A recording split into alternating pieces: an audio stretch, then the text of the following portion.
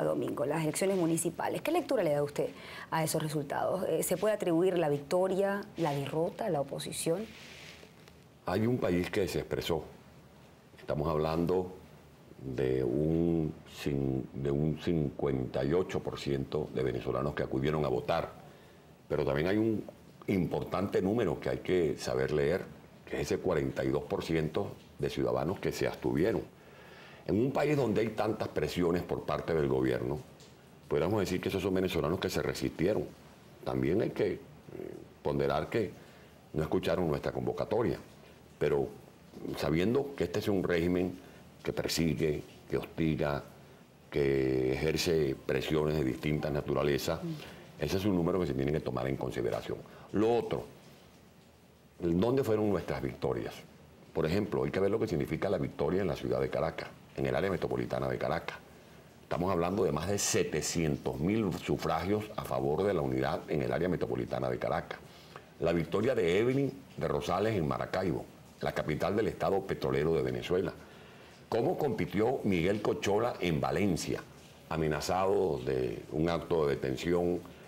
Eso se ve solamente en Venezuela, donde un presidente de la República encadena los medios de comunicación para amenazar con cárcel nada más y nada menos que a un diputado que estaba optando por la alcaldía de Valencia. Ahora, hubo una disminución en el voto nacional, sobre todo de la oposición. ¿Tiene más importancia ganar las principales alcaldías, principales ciudades del país, que el voto nacional? ¿No hay allí una lectura, quizás una reflexión de cómo debe replantearse la oposición, enfrentarse desde el punto de vista electoral al gobierno? No, pues fíjate, por ejemplo, que para nosotros es tan importante el triunfo en Guayabal, en el estado Guárico, en Guásimo, como el triunfo que obtuvimos en Valera, en el estado Trujillo, el triunfo que obtuvimos en Maturín, capital del estado Monaga, el triunfo, por ejemplo, en la Asunción, en Porlamar, con Alfredito Díaz, en el estado Nueva Esparta, el triunfo en Mérida, el triunfo en San Cristóbal, capital del estado Táchira. Para nosotros son significativas las victorias en esos municipios de 20.000, 15.000, 10.000 habitantes, como también en estas grandes capitales del país.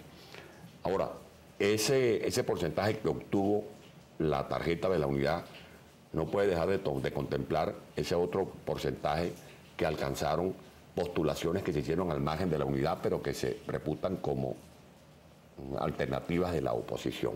Estamos hablando entonces de más de un 50%. Cuando sumas los votos que se sufragaron a favor de la unidad, más los votos, ese otro 8% que sacaron distintas fuerzas que se postularon por su cuenta en distintos municipios del país, estamos hablando prácticamente de más de la mitad del país. Pero es que el mismo gobierno había dicho que este era el día de la lealtad. Y yo quisiera preguntarle, ¿qué reflexión hace Nicolás Maduro con relación a la victoria de la unidad en Barinas, por ejemplo? ¿Qué reflexión hace Diosdado Cabello con relación a la victoria de la unidad en Maturín? Te voy a poner dos solos ejemplos, Barinas y Maturín. Ahora, Maturín porque es el estado donde ejerce una jefatura muy importante, quien actúa de vocero del PSUV, que es Diosdado Cabello, presidente de la Asamblea Nacional. ¿Qué reflexión hace usted de la disminución del voto nacional? Ha aumentado la brecha del voto. Fíjese, para el 14 de abril, la oposición pudo haber ganado 96 alcaldías, bueno, 26 municipios. Ahora ganó un poco menos, 61. Hay una disminución, hay una brecha. ¿Han reflexionado sobre eso? Por supuesto, nosotros tenemos que recapitular, analizar, es nuestra obligación. Y si tenemos que hacer una autocrítica, bienvenida a la autocrítica, si eso nos va a ayudar a rectificar. ¿Qué autocrítica se haría? Creo que el tema de consolidar la unidad, es importante consolidar la unidad. Es una unidad que ha venido inventariando, pudiéramos hacer inventarios de grandes logros de la unidad. Podemos tener traspié, pero la unidad tiene más éxitos que defectos. Creo que la estrategia de movilización, cómo movilizar al país, la estrategia de las propuestas, que no solamente sea una convocatoria a la gente para participar en unas elecciones, sino que la gente sienta que en el día a día, ese que sufre de malos servicios en los hospitales, ese que no consigue trabajo aunque vaya tocando de puerta en puerta, ese estudiante que no es beneficiario de buenos comedores, de buenas aulas, de buenos laboratorios en sus escuelas, en sus universidades, necesita de una vocería de la oposición que se distinga de las convocatorias que simplemente se hacen para las actividades electorales. Y por último, una propuesta programática. Yo creo que tenemos que acentuar la propuesta programática que se ha venido haciendo. Nosotros para Caracas, por ejemplo, formulamos el acuerdo, el compromiso para la gobernabilidad, para la coordinación, para la mancomunidad, que debe llevarse adelante en la ciudad. Ahora, usted es un ejemplo de liderazgo urbano que sin duda, según estos resultados, tiene la oposición. Pero ¿por qué no ha penetrado en lo que es el liderazgo rural? Bueno, primero que no hay zonas rurales, aquí son zonas de los llamados desarrollos informales. Bueno, allí nosotros obtuvimos cerca de 400.000 votos.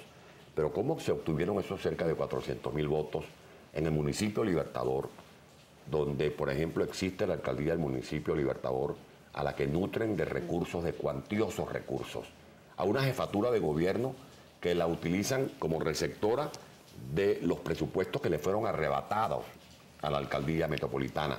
Pero es que nuestra competencia no fue simplemente con Jorge Rodríguez en el municipio Libertador.